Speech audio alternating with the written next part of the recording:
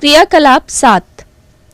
कांच की एक छोटी सी खाली बोतल के मुंह पर पानी की कुछ बूंदें लगाएं और मुंह को सिक्के से ढक दें। अब हाथों को आपस में रगड़कर गर्म करें और आधे मिनट के लिए बोतल को हाथ से पकड़ें। आपको सिक्का नाचता नजर आएगा। सोचिए ऐसा क्यों हुआ होगा? यह गैस का किस प्रकार का प्रसार है? नियत आयतन पर प्रसार या नियत दाब पर प्रसार? प्रश्न, गैसों और द्रवों में केवल आयतन प्रसार ही क्यों संभव है? तीसरा, भौतिक अवस्था में परिवर्तन। ऊष्मा मिलने पर पदार्थ की अवस्था एक रूप से दूसरे रूप में परिवर्तित हो सकती है। दिए गए चित्र का अवलोकन करें और उदाहरणों के साथ समझें। क्रियाकलाप 8। एक बर्तन में बर्फ के कुछ टुकड़े लें और थर्मामीटर की मदद से इसका ताप नोट करें।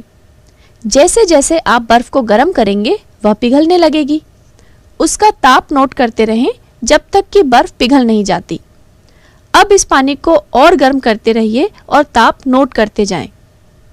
जब यह पानी उबलने लगे और भाप में परिवर्तित होने लगे, इसका ताप नोट करें। अब अपने अवलोकन का ग्राफ बनाएं। क्या यह ग्राफ कुछ इस प्रकार दिखेगा? हमने देखा कि गर्म करने पर पदार्थ का ताप बढ़ता जाता है। एक ताप पर पहुंचने पर पदार्थ की अवस्था में परिवर्तन होने लगता है और इस परिस्थिति में पदार्थ का ताप बढ़ना रुक जाता है। ऐसा इसलिए होता है क्योंकि गर्म करने पर प्राप्त की गई ऊष्मीय ऊर्जा पदार्थ का ताप बढ़ाने के जगह अवस्था परिवर्तन में व्यय हो जाती है। चूंकि यह दी गई अथवा पदार्थ से ली गई ऊष्मा ताप वृद्धि में दिखाई नहीं पड़ती, इसलिए इसे गुप्त ऊष्मा लेटेंट हीट कहते हैं।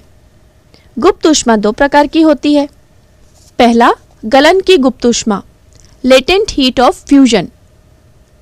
जब एकांक द्रव्यमान के पदार्थ को ऊष्मा देने पर वह ठोस अवस्था से द्रव अवस्था में बदल जाता है, तब इस प्रक्रिया में दी गई ऊष्मा की मात्रा गलन की गुप्त ऊष्मा कहलाती है। गुप्त ऊष्मा को कैपिटल एल से प्रदर्शित करते हैं। इसका मात्रक कैलोरी प्रति ग्राम या किलो कैलोरी प्रति किलोग्राम है। बर्फ के गलन की गुप्त ऊष्मा 80 किलो कैलोरी प्रति किलोग्राम है, अर्थात 0 डिग्री सेल्सियस ताप पर 1 किलोग्राम बर्फ को 0 डिग्री सेल्सियस के ही 1 किलोग्राम जल में बदलने के लिए 80 किलो कैलोरी ऊष्मा की आवश्यकता होती है।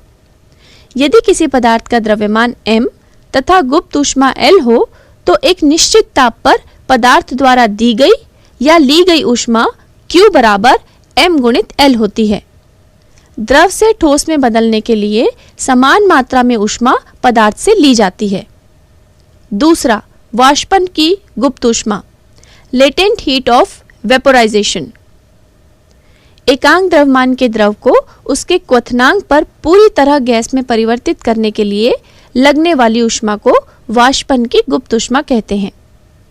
इस गुप्त ऊष्मा को भी कैपिटल एल से प्रदर्शित करते हैं। वाष्प से द्रव में बदलने के लिए भी समान मात्रा में ऊष्मा पदार्थ में से ली जाती है।